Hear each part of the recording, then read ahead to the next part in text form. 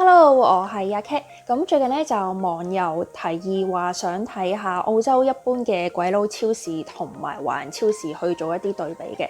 咁所以今條片咧就會對比呢兩個超市，主要係啲產品啦，又或者產品類型啦，同埋佢哋嘅價格嘅。係咯，咁其實我都成5日冇出門口啦。咁而家咧就去 supermarket 啦。Let's go！而家就去緊華人超市啦。咁其實將 Sydney 同埋 Melbourne 嘅華人超市去比較嘅話咧，我就會覺得Melbourne 嘅華人超市相對嚟講係會比較多日本嘢、韓國嘢或者其他亞洲嘢賣嘅。咁反而咧 Sydney 嘅華人超市咧就淨係賣華人嘢咯，咁都有原因嘅，可能係因為Sydney 嘅亞洲人係會比較多啦，咁所以你喺 Sydney 你會揾到韓國人開嘅超市或者越南人開嘅超市都唔難揾嘅，咁所以華人超市就淨係賣翻華人嘢咁樣咯。上面講埋啦，我呢個口罩咧係Dr. K Kwon 推介嘅，係屋企人喺香港寄俾我嘅，咁呢一個就係 Pride HK 嘅。咁其實佢都貼面同埋透氣嘅，但係咧我有時戴眼鏡用佢嘅話咧就會起霧咯，佢呢個位咧就唔係太緊咯。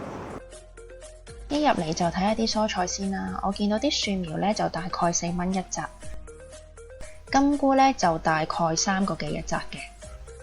咁其實呢度大部分嘅蔬菜咧，佢哋嗰啲品種，鬼佬超市咧都係冇得賣嘅。芽菜不嬲都比較平㗎啦，個幾一包250g咯。肉類方面其實見過比鬼佬超市貴，亦都見過比鬼佬超市平嘅。咁但係好似鳳爪呢啲咧，鬼佬超市就冇得賣啦。其實我行入華人超市買得比較多咧，係呢個火鍋肉啦，因為佢攞嚟煮嘢咧係好方便嘅。價錢方面咧，個個品牌真係唔同啦。咁我見到佢由大概6蚊至到8蚊、9蚊都有咁樣咯。華人超市嘅魚咧都係急凍魚嚟嘅，我冇見過新鮮嘅魚喺華人超市有得賣咯。呢個係我平時食開嗰隻米嚟嘅，14蚊3公斤。咁日本米方面就佢哋個 price range 都幾大嘅，30幾蚊到60幾蚊5公斤咁樣。呢一個咧唔係米嚟嘅，直接係韓國飯，佢係幾好食嘅，同埋攬起上嚟咧真係好方便。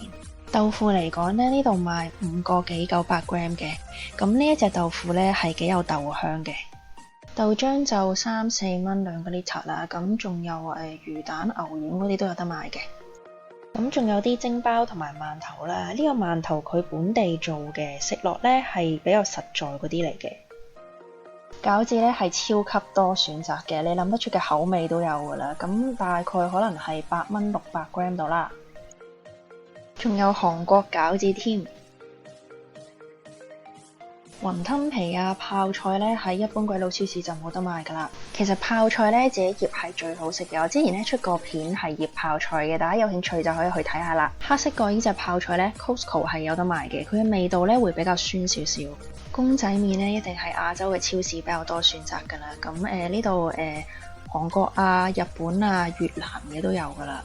杯麵價格嗰個 range 咧其實都幾大嘅，可能由個幾到9個幾我都見過，同埋好似係日本嗰啲比較貴嘅。呢個4個幾係韓國嘅，會平過日本嗰啲少少，應該都買翻個先。我覺得呢一隻韓國梳住咧係幾好飲嘅，10蚊一支到啦。跟住有唔同國家嘅零食。呢個鬼佬超市有得賣，一陣間去睇下。仲有超級多唔同類型嘅進口飲品啦。呢個維他檸檬茶，鬼佬超市有得賣嘅，一陣間又係去睇下啦。想整煎餅啊、蛋糕嘅話咧，可能需要呢啲粉啦。鬼佬超市咧係有得賣唔同種類嘅麵粉嘅，不過呢啲地瓜粉啊、木薯粉啊，鬼佬超市就冇得賣啦。呢個咧我覺得好好食啊，平時買嚟撈白飯咯。同埋咧佢有好多隻唔同味咯，藥材啊、海味類、臘腸、臘肉呢啲咧，鬼佬超市都係唔會有得賣噶啦。頭先行嗰間華人超市嘅價格都差唔多算係中價啦，如果平均嚟講。咁而家咧就去一般嘅鬼佬超市睇下啦。提提大家 ，Melbourne 咧係有交代稅嘅，5毫子一個，咁最好咧就係自備購物袋啦。其實澳洲最大嘅2個鬼佬超市品牌就係 Coles 同埋 Woolworths 啊。咁佢哋買嘅嘢係差唔多嘅，咁價錢咧都係差唔多嘅。啲嘢咧好似會輪住特價咁樣咯。咁而家就去睇下啦。一入門口就係非常多種類嘅新鮮蔬果啦。蘋果大概都係3個幾到5個幾一公斤度嘅。白菜同小棠菜就2個半一紮啦。咁兩間鬼佬超市都好似係呢個價嘅。其實佢蔬菜嗰個價錢咧都幾飄忽嘅，佢每一個季節每一個品種嘅蔬菜咧都會係唔同價錢嘅。同埋呢度咧就冇得搭條葱噶啦，要買咯。呢度咧係有賣一啲新鮮嘅香料嘅，例如九層塔啊、青檸葉啊同埋 rosemary 嗰啲。鬼佬超市就唔少得沙律包啦，咁呢個華人超市都係冇嘅。薯仔大概係3至4蚊一公斤，薑咧係45蚊一公斤嘅澳幣喎。冇錯，係好貴嘅，咁所以過咗嚟之後呢，我都比較少食薑。肉類嘅話呢，都係每一個部分唔同價錢啦。呢啲一盒盒 pack 好嘅肉呢，通常都會寫咗佢每公斤幾錢啦，咁嗰盒有幾重啦，同埋嗰盒係幾錢嘅。咁當然係唔同雞肉嘅品牌都唔同價錢啦。咁呢一個品牌呢，都算係好大路嘅。佢呢個雞上髀肉呢，係17蚊一公斤嘅，雞胸肉呢，就貴啲，20蚊一公斤。其實佢啲雞肉咧係可以散賣嘅，仲好似係平少少添。